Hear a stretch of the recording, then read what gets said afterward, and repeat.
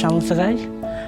Today I'm out just in my local area just to come for a bit of a wander, and just tonight was supposed to be a bit of a recce, just to scope out an area that I remember vividly from when I was younger, but it's a place that I've not been for in probably 20 years.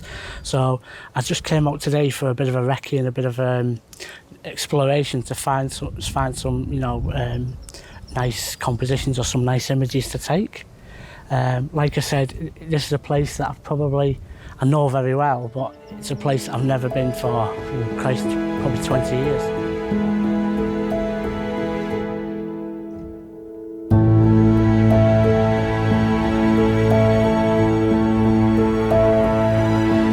So what I thought I'd do is today, I was just going to come up with a recce, because today the weather's just been dull and overcast for today and yesterday. So I was just sat at home and I just noticed a bit of glimmer of light and some really moody clouds. So I thought I'd come out and have a bit of a recce and a bit of scope out.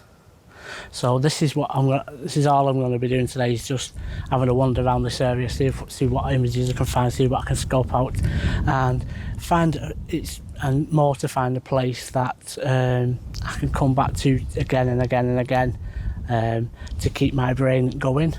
Because what I need to do is, for my type of photographer and for my photography brain, I need to be active all the time. So I need to be doing photography, week in, week out.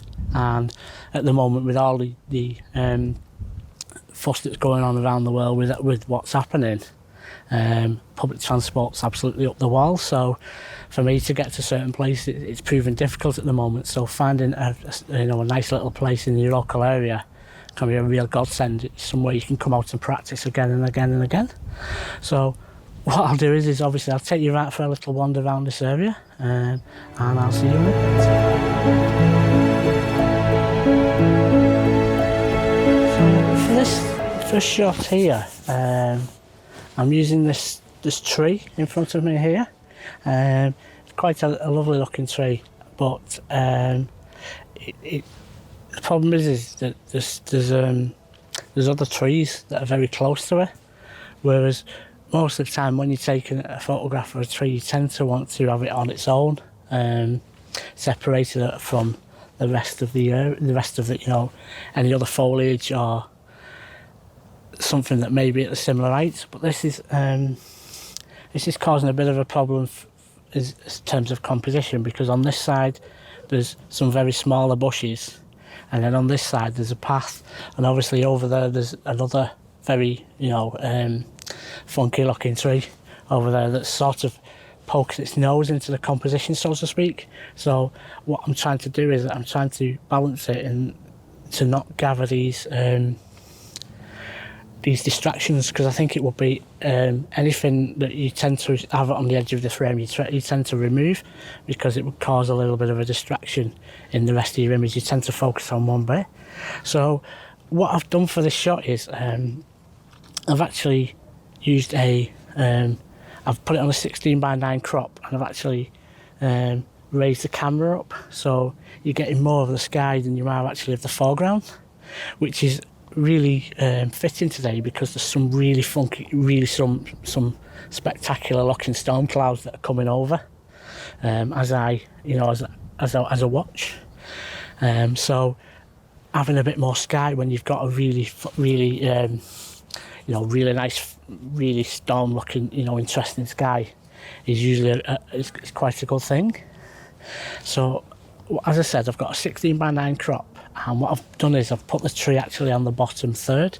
Instead of it being in the centre, I've put it on the bottom third, because if I put it on the centre, then I'll just catch the edge of that tree, which obviously would cause a distraction. And then if I move it over to that way, I'll catch the edge of these bushes here that are at the side of it, which obviously would cause another distraction. So you want, when you're taking an image, you want to have at least as many distractions away from the actual subject that you're taking.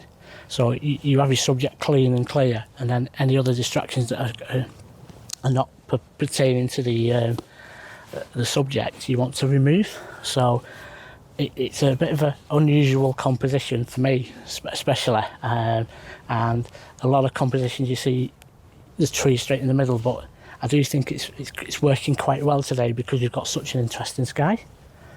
So what I've actually done for the setup of the shot is I've put my 0.9 grad filter on, because there is quite a difference between the sky and the foreground, and it's adding a little bit more interest into the sky.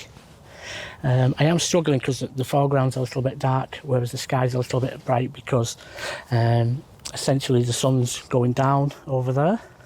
You can't see, there's not much of a sunrise because the clouds are quite thick over there, but you might get little glimpses of lights, and I'm sort of hoping that this tree, we might get a nice bit of side light on it. There was some on it before, but it seems to have gone now because there's more clouds coming over, so we might not get a bit of side light, but we are going to get some fantastic clouds. So what I'm going to do is I'm going to take the shot and we'll see what we get.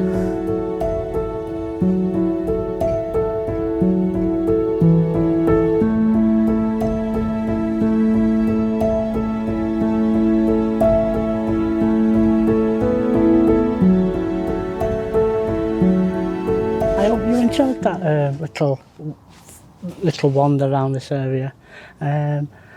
I think what I did was I came out a little bit too late, so I've run out of time, so to speak, and the light's fading at the moment, so I thought I'd get the outro done before you get to a point where you can't see me at all. So yeah, so I hope you enjoyed this video today. If you like what you see, please leave a comment below, give me a thumbs up, or you know, please subscribe. I'd love you to come along and see more of my videos, and hopefully I will see you next time.